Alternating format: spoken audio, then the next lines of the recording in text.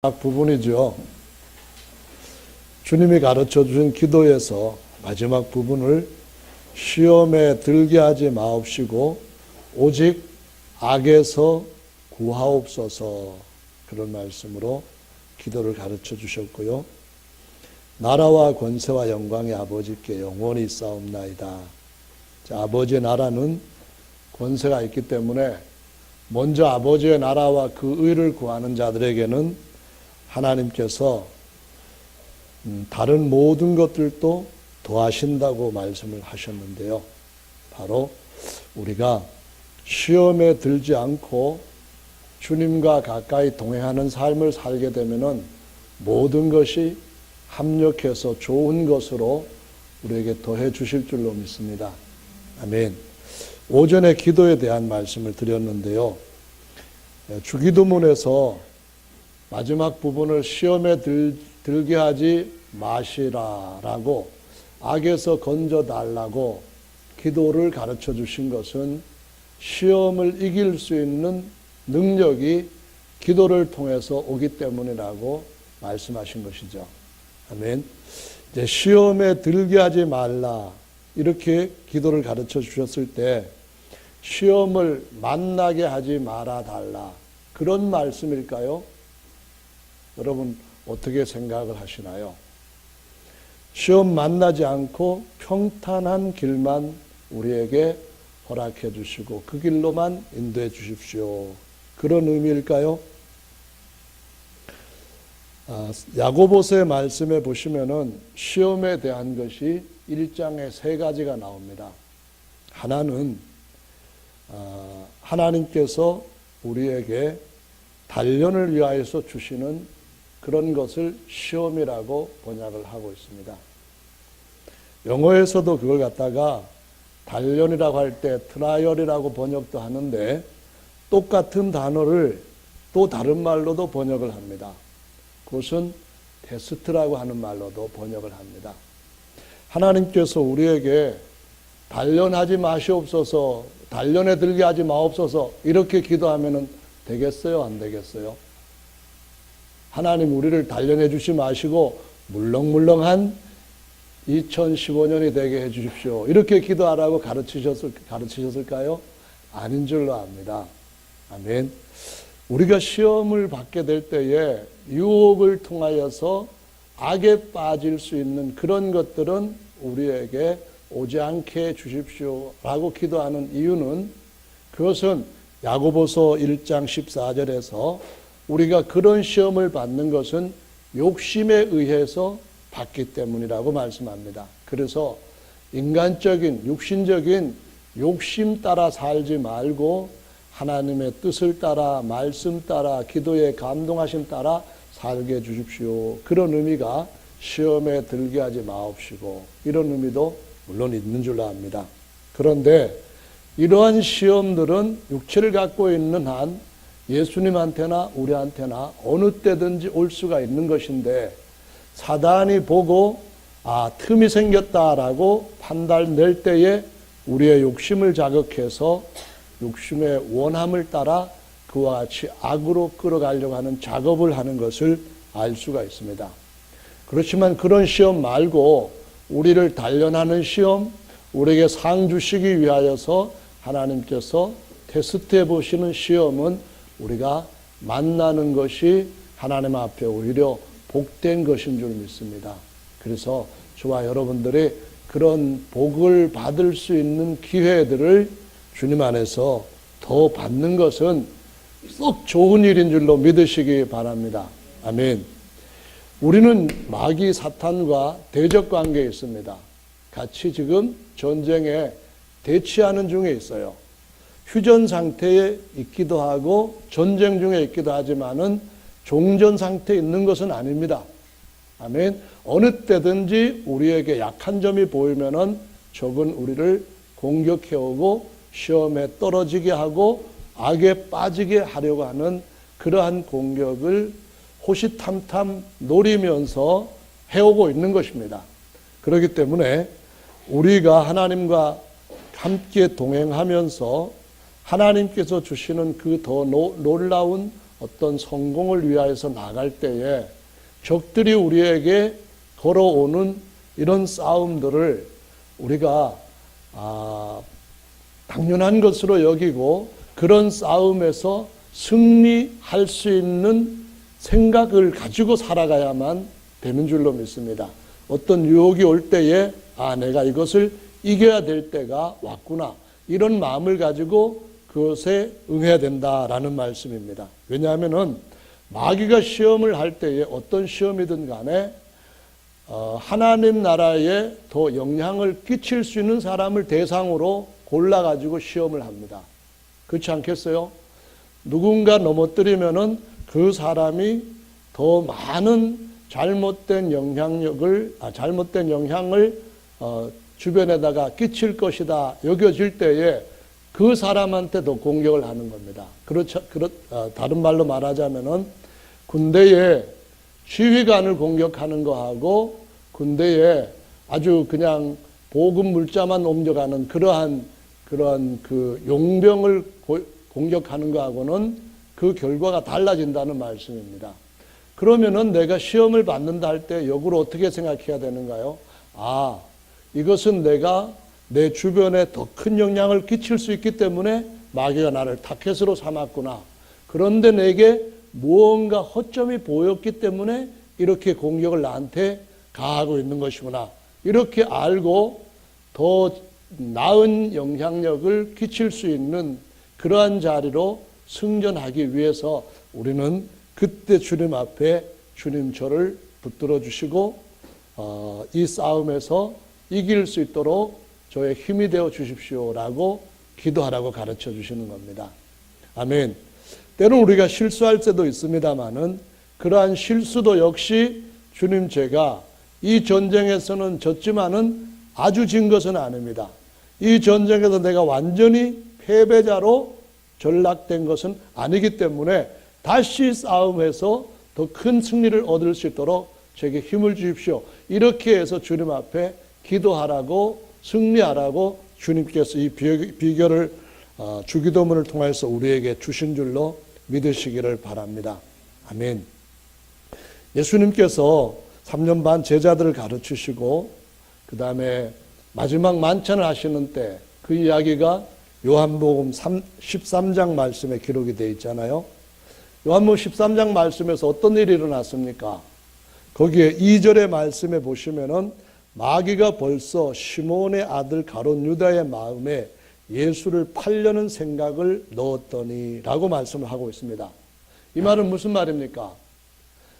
가룟 유다는 12제자 중에서 가장 똑똑한 사람으로 여겨집니다.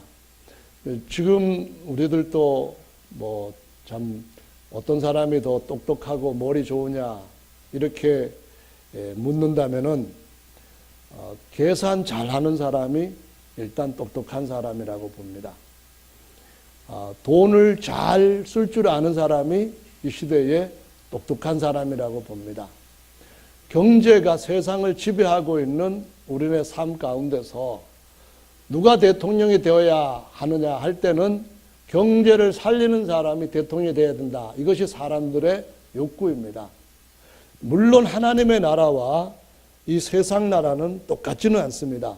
그렇지만 하나님 나라에서 진짜로 세상을 하나님 나라로 끌어들이기 위해서 사용해야 할 여러 가지 달란트가 있는데 그 중에서 특별히 몇만 명의 군중이 몰려왔을 때에 이 사람들을 어떻게 그 욕구를 해결해 줘야 되는가 하고 사람들이 다 고민을 하게 됩니다. 12제자들이 다 걱정하게 됩니다.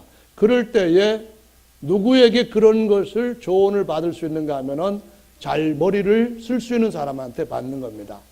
요한복음 6장에 보면은 남자만 5,000명이 왔는데 전부 다 배가 고프다는 거예요. 금식 아닌데도 금식을 했다는 거예요. 그럴 때에 그냥 집으로 돌려보내면은 기진맥진해서 길에서 쓰러질 수도 있고 혹시 그 피곤 때문에 집에 못 돌아갈 수 있는 사람도 있기 때문에 어떻게 하면 좋겠느냐 주님이 물어보셨죠. 그 말인즉 매일매일 우리 삶에서 오병이어의 기적이 일어나지 않는 한 일어날 수 있는 많은 문제들을 해결해야 될 사람은 바로 이 돈을 잘 쓸 수 있는 사람이 지혜로운 사람이라고 말씀하시고 똑똑한 사람이라고 말씀하시는 건데요.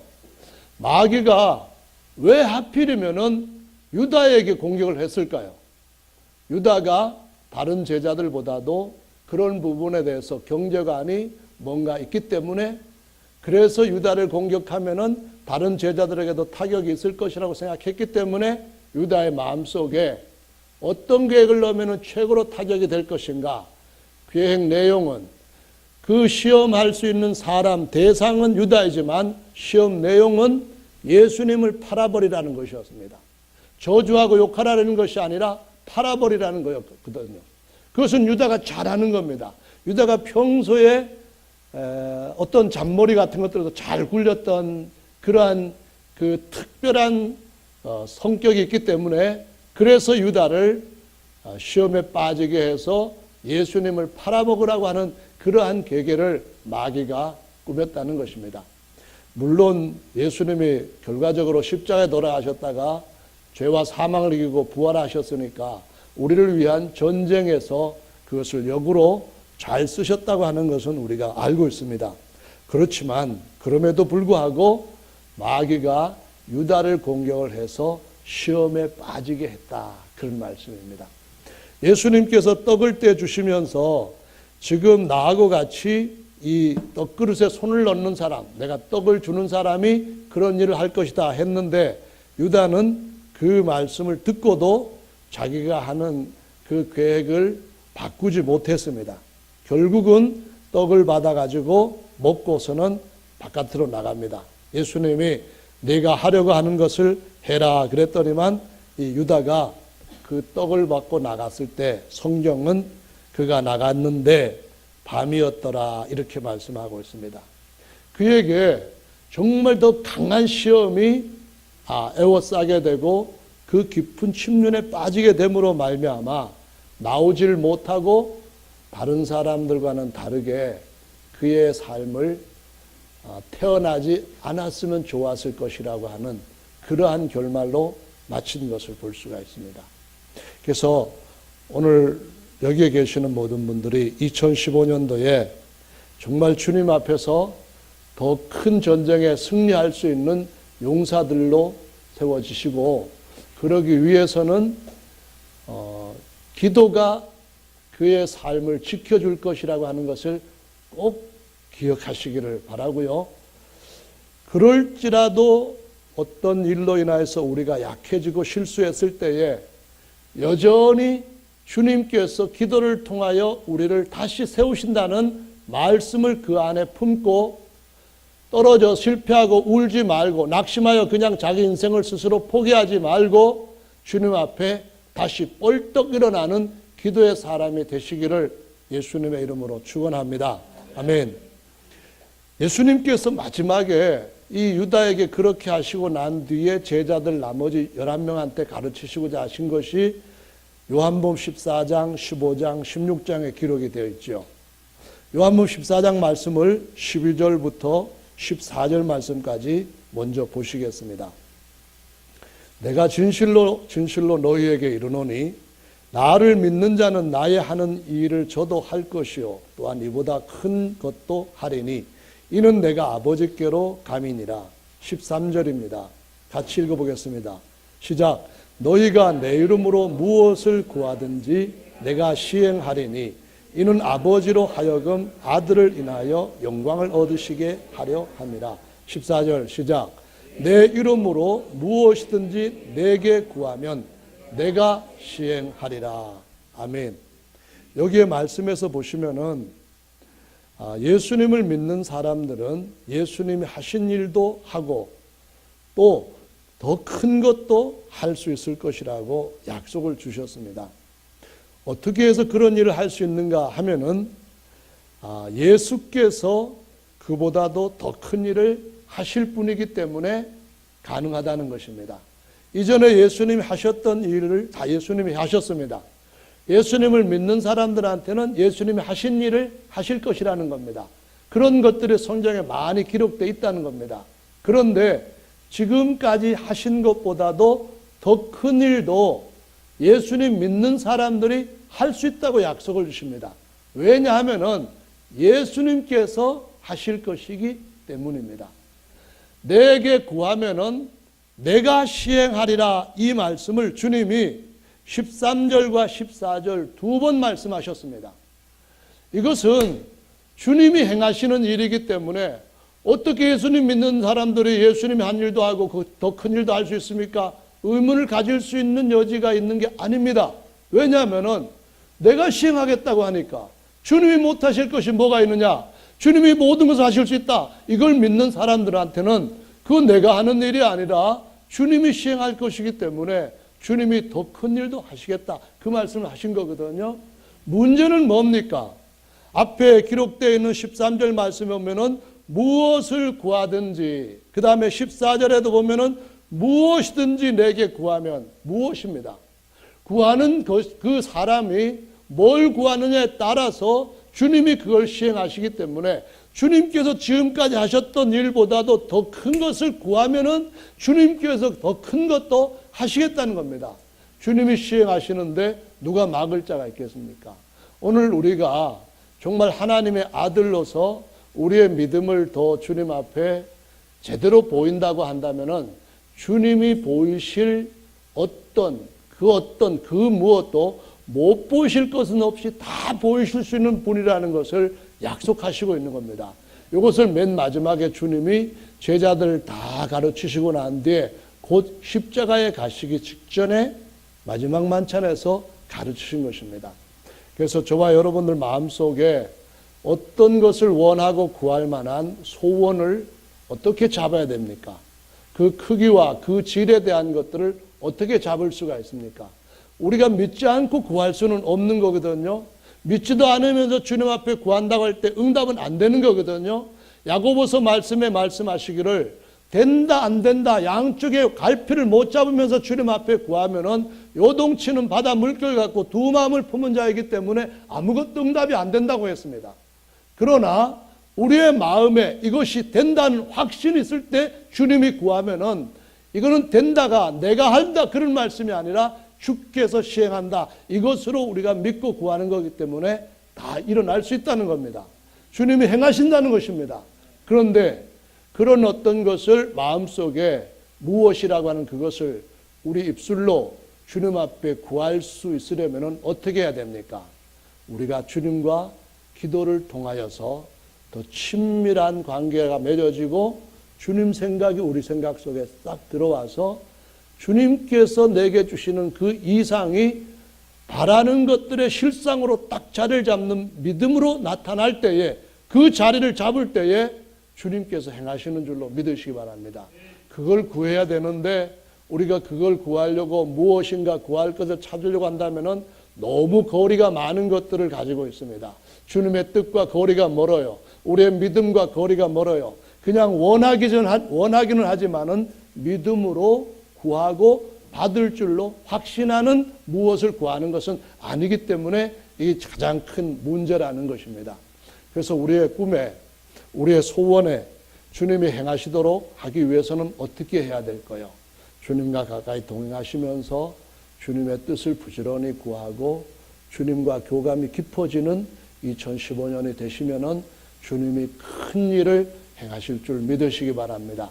이전에 하지 않았던, 주님이 하시지 않았던 그런 것들까지도 주님께서 행하시겠다고 약속을 하셨기 때문에 참 우리는 우리 2015년을 어떻게 채워갈 것인가, 그런 기대를 가지고 주님 앞에서 살 필요가 있는 줄로 믿습니다. 이제 15장으로 가서 7절 말씀을 보시겠습니다. 15장 7절입니다. 8절까지 같이 읽어보겠습니다. 또 기도에 대한 것이 나왔는데요. 시작. 너희가 내 안에 거하고 내 말이 너희 안에 거하면 무엇이든지 원하는 대로 구하라. 그리하면 이루리라. 너희가 과실을 많이 맺으면 내 아버지께서 영광을 받으실 것이요 너희가 내 제자가 되리라. 너희가 내 안에 거하고 내가 너희 안에 거하면, 그리고 내 말이 너희 안에 거하면, 이런 단서를 붙였는데요. 너희가 내 안에 거하고, 그 말은 우리가 예수님 안에서 우리가 구하는 그것이 주께서 시행하실 것이라고 하는 확신이 들어있는 상태, 그런 의미입니다. 우리가 예수님 안에 거한다는 것이 어떤 의미입니까? 성령 받으면은 예수님 우리 안에 거하시고 우리가 예수님 안에 거하는 상태에 들어간다고 성경은 가르쳐 줍니다. 그런데 성령 받은 사람들이 그 모든 삶 가운데서 실패하지 않고 또 어떤 어둠의 일에 관여하지도 않고 날마다 하늘 날아 올라가는 것처럼 점점 높이 올라가는 일만 할 수 있을까요? 그러지 못하는 것들이 사도들의 삶 가운데서도 이렇게 나타나는 걸 볼 수 있습니다. 그럼 무엇을 의미하는 것인가요? 우리가 주님 안에 항상 거하지는 않지만은 주님 앞에 기도해야 될 때에 주님께서 나를 도와줘 주셔야 할 절박한 그때만큼이라도 주님과 교제하고 주님 안에 우리의 마음과 생각을 집어넣고 주님의 생각 우리의 생각들을 바꾸고 주님의 생각과 우리의 생각이 일치가 되고 주 예수님의 마음이 내 마음 같고 내 마음이 주님의 마음 같을 때에 다윗을 보았을 때에 그는 내 마음에 합한 자라고 말씀하신 뒤에 내가 그를 통하여 모든 일을 이루겠다라고 말씀하신 것처럼 주님 안에 우리 자신의 생각을 집어넣고 구하면은 주께서 반드시 응답하실 줄로 믿으시기 바랍니다. 이건 정말로 주님이 주시는 엄청난 약속이에요. 엄청난 약속인데 우리 일생에 그런 경험을 할 수도 있고 많이 할 수도 있고 아예 한 번도 못 할 수도 있고 그런 것이 그냥 단지 옛날에 기록했던 성경 안에서 막연하게 옛 기록으로 남을 수도 있겠습니다. 그렇기 때문에 저와 여러분들이 주님과 더욱더 가까이 교제할 수 있는 그런 기회를 틈타고 그런 기회를 잡고 그런 기회를 먼저 주님 앞에 갖고 있다고 한다면 정말 우리의 삶에 놀라운 일이 보장되는 줄로 믿습니다. 또 한 가지는 그 말이 예수님의 말이 너희 안에 거하면 이라고 말씀하셨는데요.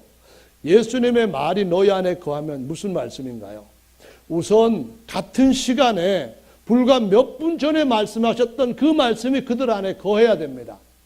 다른 것은 모를지라도 읽어서 알고 있는 말씀, 들어서 알고 있는 말씀, 누구한테서 얘기 들어가지고 알고 있는 말씀, 그런 말씀 다 거하는 거 좋아요. 그런데 지금 이 기도를 말씀하시면서 내 말이 너희 안에 거하면 이 내 말이라고 하는 것이 무엇입니까? 앞에 14장 12절부터 14절에 있는 그 말씀입니다. 무엇이든지 내 마음에 맞는 것, 무엇이든지 나를 위하여서 먼저 구하는 것, 그러면 이 모든 것들도 더하겠다고 하는 그 말씀과 내게 내 이름으로 구하면은 내가 시행하겠다는 말씀입니다. 내가 시행하겠다는데 아니 주님 앞에 기도하면서 걱정하고 근심할 일이 없다는 거죠. 내가 기도를 하되 진실되게 믿음으로 기도하면은 주의 마음에 합한 기도를 하면은 무엇이든지 주께서 응답을 해 주시겠다는 겁니다. 물론 여기에서는 영적인 일만 구하라 그런 말씀은 아니지요. 제자들의 삶 가운데서 그런 일만 구한 것이 아님을 우리는 알 수 있습니다. 예수님의 제자들을 먼저 부르실 때에 그들의 고기 먼저 잡아주신 그것도 우리가 알 수 있습니다. 그런데 먼저 주님의 나라와 의를 구하면 이 모든 것들을 더하시겠다고 약속하신 것은 정말로 주님께서 우리에게 주신 모든 삶을 영원히 하나님 나라에서도 누릴 수 있는 복으로 주시기 위하여서 그렇게 말씀하시는 겁니다.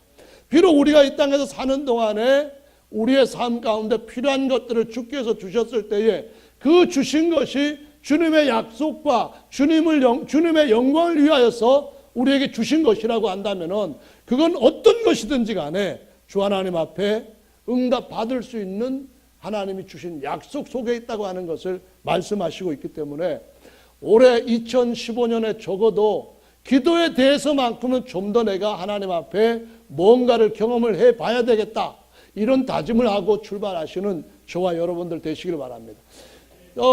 주님이 행하시면은 능치 못할 일이 없는데 내 삶에 주님 앞에 구하는 은혜의 한계가 무엇인가 이것을 생각하시면서 더 깊은 은혜 바다로 우리를 띄울 수 있는 그러한 도전적인 정신을 가지고 2015년을 시작하시기를 바랍니다.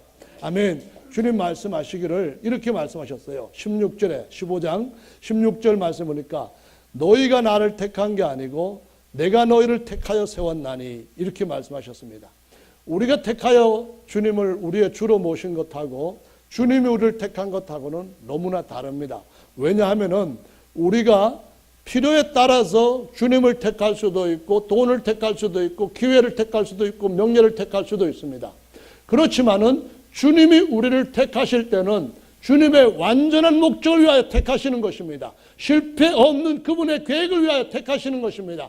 주님이 우리를 택하셨다고 하는 말씀은 우리가 주님을 택하였기 때문에 언제든지 주님 따라가지 않고 다른 데로 셀 수도 있는 그런 것이 아니라 내가 너를 택하였기 때문에 너는 내가 내 목적을 이룰 때까지 내가 너를 버리지 않을 것이고 떠나지도 않을 것이고 끝까지 내가 내 손에서 너를 내 영광을 위한 도구로 쓰겠다는 그런 목적으로 택하셨다는 의미거든요.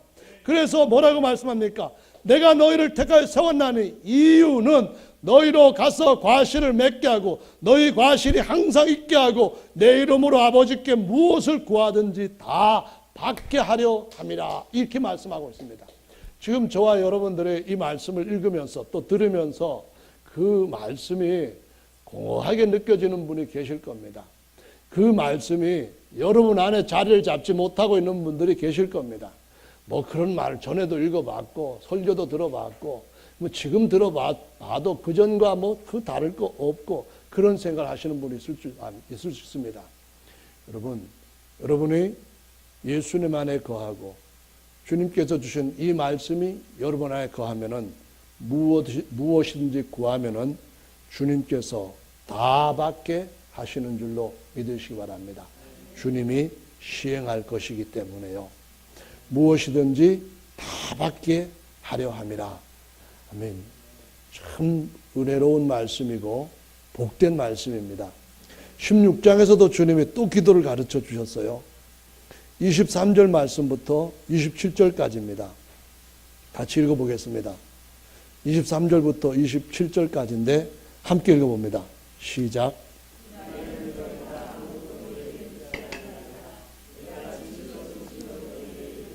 너희가 무엇이든지 아버지께 구하는 것을 내 이름으로 주시리라. 지금까지는 너희가 내 이름으로 아무것도 구하지 아니하였으나 구하라. 그리하면 받으리니 너희 기쁨이 충만하리라. 이것을 비사로 너희에게 일렀거니와 때가 이르면 다시 비사로 너희에게 이르지 않고 아버지에 대한 것을 밝히 이르리라. 그날에 너희가 내 이름으로 구할 것이요 내가 너희를 위하여 아버지께 구하겠다 하는 말이 아니니 이는 너희가 나를 사랑하고 또 나를 하나님께로서 온 줄 믿은 고로 아버지께서 친히 너희를 사랑하심이라. 아멘. 요한복음 15장 15절의 말씀에 보면은 너희가 내 안에 거한다 그 말을 다른 말로 표현하기를 너는 나와 친구가 되었다. 이제 종이 아니다. 그런 말로 표현을 했습니다. 그러니까 주님과 더 가까이 교제하면서 사는 삶, 주님 앞에 자기 자신을 다 알게 해드리고 주님의 것을 더 깊이 아는 친구가 된 삶. 친구라는 말은 이전부터 가까운 관계의 사람, 그런 말이잖아요. 그냥 단지 주님 필요하니까 예수님 이렇게 부르는 것이 아니라 지난 시간들 2014년에 매일매일 또 2015년에 마치는 날까지 매일매일 주님과 가까이 관계 맺고 친밀함을 더해갔던 사람들, 그런 말씀인데요. 그런 자들에게 주께서 하시는 16장 말씀은 지금까지는 너희가 구하지 않고 친구된 내가 다 해줬다, 그런 말씀을 하는 겁니다. 친구된 내가 다 해주는 것은 한계가 있다. 이제부터는 내 친구인 너희가 구하면은 친구인 내가 너한테 모든 것을 다 해주겠다. 이 말씀을 비사로 말씀을 하신 겁니다. 성도 여러분, 주님과 친구가 되는 삶을 살아갑시다. 성도 여러분, 주님과 친해지는 것이 어떤 것인지를 한번 더 깊이 생각하면서 이 세상에 주님 같은 친구 없다 노래같이 더욱 주님하고 아주 서로를 깊이 알아가는 그런 한번 관계를 맺어가도록 해보십시다. 그러면은 주님께서 무엇이든지 구하면은 아버지께 다 받을 것이다 라고 말씀을 해 주셨습니다. 이 말씀은 우리가 실패하지 않고 시험을 이기면서 계속 살아갈 수 있다고 하는 것을 의미하는 겁니다. 그런데 여기까지 우리가 잘 따른다면 얼마나 좋겠어요. 그렇지 못한 경우가 우리에게도 있다는 겁니다. 아니, 오히려 제자들보다도 우리에게 더 있을 수 있다는 겁니다. 세상은 더 악해졌고 우리가 살고 있는 환경은 더욱더 우리의 믿음을 지키기에 혼란하게 하고 힘들게 하는 그런 변화를 가져왔기 때문에 우리가 살고 있는 시대에는 여전히 실패할 수 있는 가능성이 더 많아졌다, 그런 말씀입니다. 그러나 실패했다 할지라도 그것에 대해서 두려워할 것이 없이 이길 수 있는 길을 여전히 우리에게 주셨기 때문에 주님 앞에 이 한 가지만큼은 절대로 포기하지 말라는 겁니다. 그게 바로 2015년에 주님의 기도로 시작하신 기도하기인 줄로 믿으시기 바랍니다. 제자들에게 그 말씀을 가르치시고 주님의 겟세마네로 가셨습니다. 겟세마네라고 하는 말은 기름틀이라고 하는 겁니다. 감람류 그 기름을 짜기 위해 가지고는 감람 열매를 갖다가 집어넣고 이 기어같이 생겨갖고 빙빙 돌립니다. 그러면은 이게 압착이 되면서 점점 짓눌려지게 되니까 밑으로 기름이 나오는 건데요. 겟세마네에 가서 주님이 기도하셨다고 하는 말씀은 그런 의미와 같은 겁니다. 하나님 앞에 기도할 때에 정말 큰 일을 만났을 때 예수님은 마치 기름을 짜는 것처럼 애쓰고 힘쓰고 간절히 기도하니까 땀이 땅에 떨어지는 핏방울같이 되었더라라고 누가복음 22장의 44절에 말씀하시고 있습니다. 22장 44절의 이 기도가 겟세마네 기도라, 그런 말씀입니다. 그런데 이 기도를 하러 가기 전에 제자들에게 같이 가자 했는데 제자들이 따라가기는 따라갔지만은 실패를 하는 걸 볼 수 있습니다. 주님이 마태복음 26장에 보면은 33절에 너희들이 나를 다 버릴 것이다 라는 말씀을 하시니까 베드로가 이렇게 대답을 했다고 기록하고 있습니다. 다 주를 버릴지라도 나는 언제든지 버리지 않겠습니다. 주님께서 이 41절 말씀에서는 시험에 들지 않도록 깨어서 기도하라. 너희 마음에는 원이로되 육신이 약하도다. 이런 말씀하시면서 기도를 3번 제자들한테 본보이고 또 하도록 하시는 것을 볼 수가 있습니다. 물론 마지막에는 안 되겠다, 그냥 쉬어라 이렇게 하시고 좌표로 가시는 그런 일을 보게 되는데요. 그 뒤에 따라온 것이 베드로가 2번씩이나 죽을지언정 주를 부인하지 않겠습니다. 다른 모든 제자들도 다 그렇게 공언을 했었습니다. 그런데 기도를 하지 않고 따라갔던 제자들의 결말이 우리가 잘 아는 대로 시험에 빠진 거였습니다. 가룟 유다가 시험에 빠진 것처럼 베드로도 시험에 빠진 거였습니다. 누구든지 기도하지 않으면 가룟 유다처럼 베드로처럼 시험에 빠질 수가 있다는 걸 보여주신 것입니다. 시험에 빠져있던 그 베드로가 어떤 일을 통하여서 그 모든 실패를 회복하는 대로 가게 되는가 하면은 예수님께서 주신 말씀이 그 안에 있었기 때문입니다. 첫째로는 주님께서 내게 구하면은 무엇이든지 내가 시행하겠다 말씀하셨습니다. 주님께 구하면은 주님께서 용서해 주시겠다, 그 말씀을 그는 마음속에 갖고 있었습니다. 주님께 구하면은 주께서 힘 주시고 나를 회복시켜 주실 거다는 그런 마음을 갖고 있었습니다. 주님께서 말씀하실 때 오늘 내가 나를 3번 부인하고 맹세하고 저주하기까지 할 것이라는 그 말씀이 그의 마음속에 있었습니다. 그 마음에 그 말씀이 있었기 때문에 바깥 어두운 데 나가서 이 베드로가 통곡을 했다고 말씀합니다. 통곡이 바로 주님께 응답되는 기도의 한 모습이었습니다. 우리가 실패했다 할지라도 이것이 우리한테 있기 때문에 다시 일어설 수 있다고 하는 것을 믿어야 됩니다. 실패했다 할지라도 그것이 오히려 주님께서 전화 위복으로 바꿔줄 수 있는 것이 있기 때문에 주님 앞에서 우리가 실패할 수 없다는 것입니다. 우리가 실패했다 할지라도 우리의 삶이 마지막에 더 온전한 승리로 마침표를 찍을 수 있게 그런 길을 우리에게 주셨기 때문에 우리가 실패해서는 안 된다는 것입니다. 베드로의 마지막 죽음이 어떠했습니까? 베드로가 마지막 죽은 것은 십자가에 거꾸로 달려 죽는 거였습니다. 십자가에 거꾸로 달려 죽은 연고가 무엇입니까? 그는 예수님 앞에 부인하고 맹세하고 저주했던 사람입니다. 저주하고 맹세하는 것은 가룟 유다가 예수님을 팔았던 죄만큼 아주 악한 죄입니다. 천국 열쇠까지 받았던 그 베드로가, 어디에나 다 데리고 왔던 그 베드로가, 유다에게 보여주었던 은혜까지 받았던 그 베드로가 예수님을 저주하고 맹세까지 했다고 하는 것은 정말 지독한 나쁜 죄입니다. 그럼에도 불구하고 그의 예수님의 말씀이 마음에 있는 자와 말씀이 마음에 없는 자의 차이는 현저하게 다르다는 것을 기억하시기 바랍니다. 가룟 유다는 떡을 먹었지만, 가룟 유다는 예수님께서 이 떡을 먹는 자가 그렇게 할 것이라고 그 말씀을 들었지만 그 마음속에는 예수님의 말씀을 담을 수 있는 그런 여지가 없었습니다. 그런 공간이 없이 그는 탐욕으로 가득 차 있었습니다. 그런 것이 없이 육체 욕심으로 그는 가득 차 있었습니다. 만약 그가 주님 앞에서 그 통회하고 난 자리에 예수님께서 그에게 하셨던 그 말씀을 듣고 주님 제가 잘못했습니다 하고 기도했다고 한다면은 그 이름은 저 새 예루살렘 성에 12문 중에 한 개 문에 기록되어 있었을 것입니다.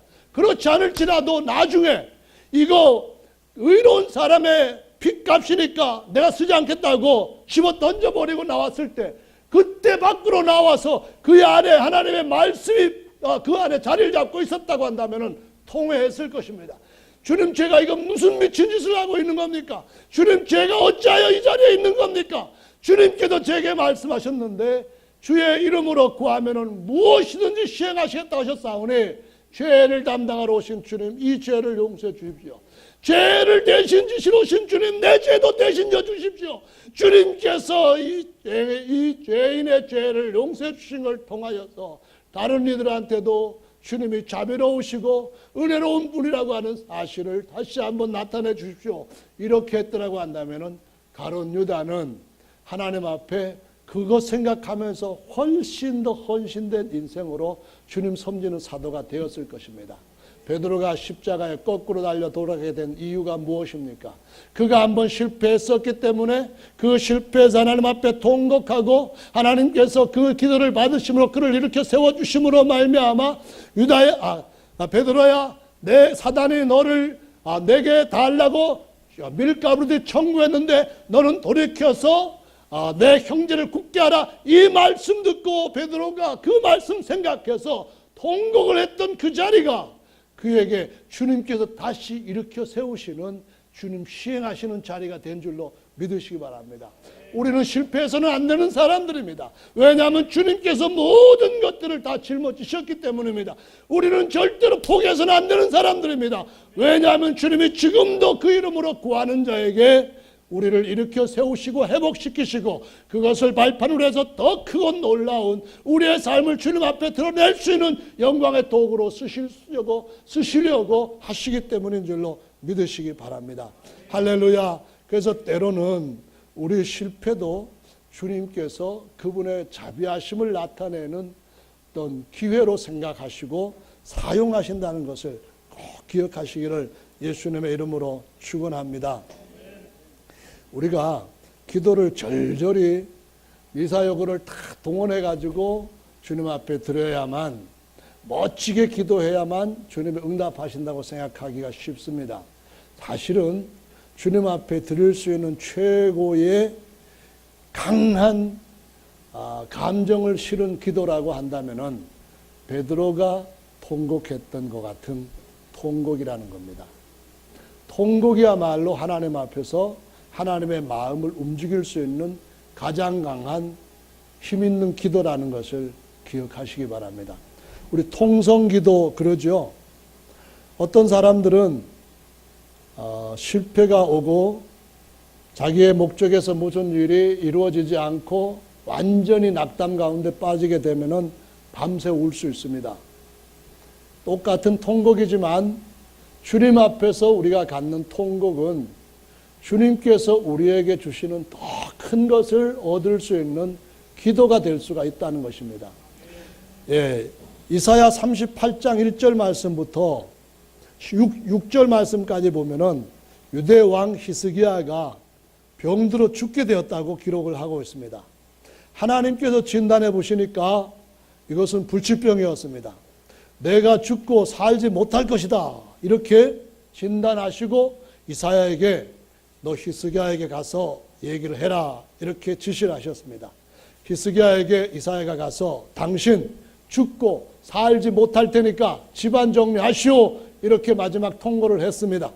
그때 이 히스기야가 그 말씀을 전해 듣고 뭐라고 했는가 하면은 이렇게 얘기를 합니다. 성경에 기록하고 있습니다. 제가 주님 앞에서 진실과 전심으로 행하며 주의 목전에 선하게 행한 것을 추억하옵소서, 이 말씀을 합니다. 제가 주님과 친구 되었던 것 생각해 주십시오. 제가 주님과 근친하게 지냈던 지난날의 그 모든 것들을 주님께서 기억해 주십시오.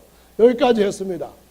그 다음에 주님의 말씀이 그 안에, 이 히스기야 안에 있었기 때문에 주님이 행하실 그 일이 죽을 병이라고 선고한 것뿐만 아니라 살리시는 것까지도 행하실 수 있는, 시행하실 수 있는 분이라고 하는 것을 그가 기억했기 때문에 주님 앞에서 심히 통곡하였다라고 말씀합니다. 히스기야 기도는 뭐 여러 개 장황하게 말을 늘어놓는 것이 아니었습니다. 그냥 하나님 불쌍히 여겨 주십시오 하고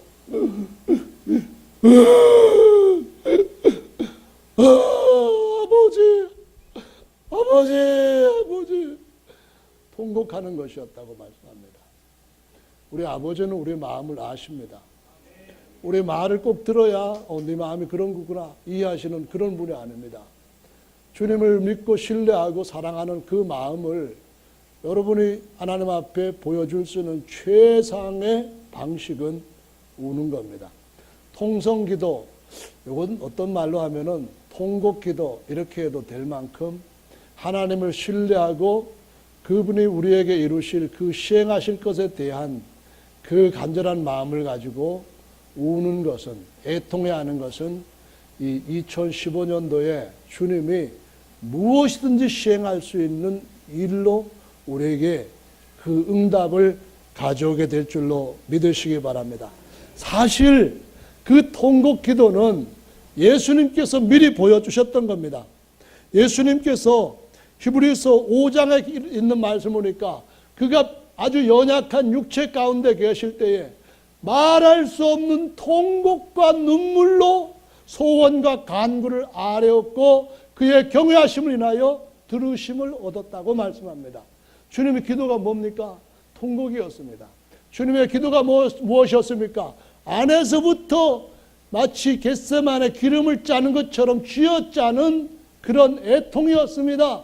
그 애통하는 기도가 미사여고 많이 늘어놓는 것보다도 훨씬 더 우리의 삶을 강력하게 바꾸어 줄 수 있는, 주님이 더욱더 든든하게 세워주실 수 있는 은혜로 입혀주시는 기회가 되는 줄로 믿으시기를 바랍니다. 이 기도가 우리에게 어떤 변화로 우리의 모든 삶, 이 땅에서 삶, 육체를 위한 삶, 그 어떤 것이든지 합력해서 좋은 것, 괜찮은 것, 아니 진짜 좋은 것으로 바꾸어주는 그 과정을 거치게 된다고 말씀을 하고 있는데요. 로마서 8장 26절부터 28절 말씀을 찾아서 읽어보겠습니다. 로마서 8장 26절부터 28절입니다. 찾으셨죠? 읽어봅니다. 시작.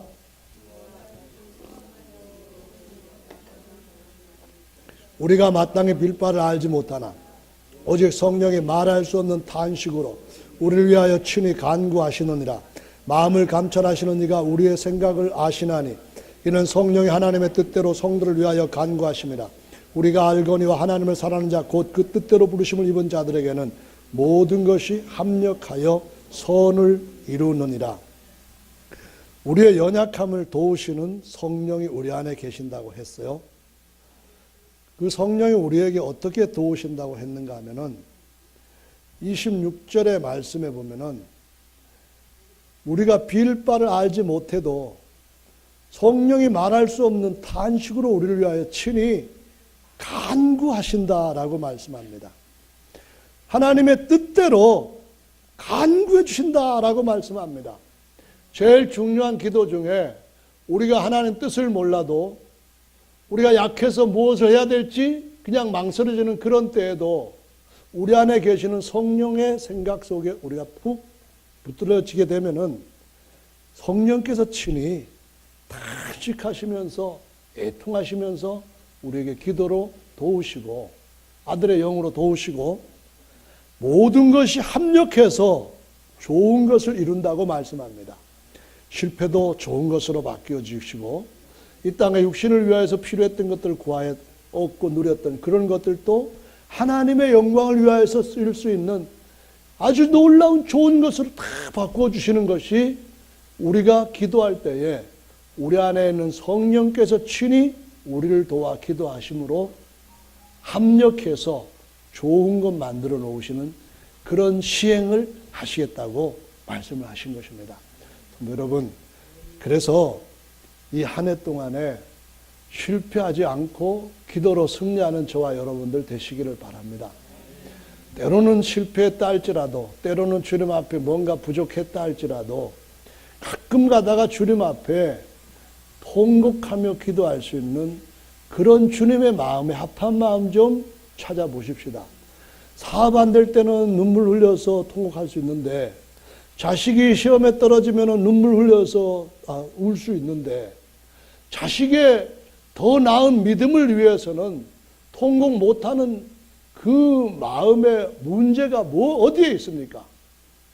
우리의 마음이 주님과 가까워지지 않았기 때문이 아닌가, 이런 생각을 해봅니다.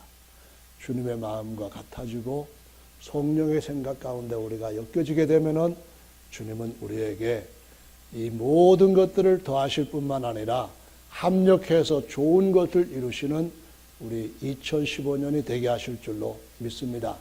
남편 믿음 좀 위해서 울어본 적 있으십니까?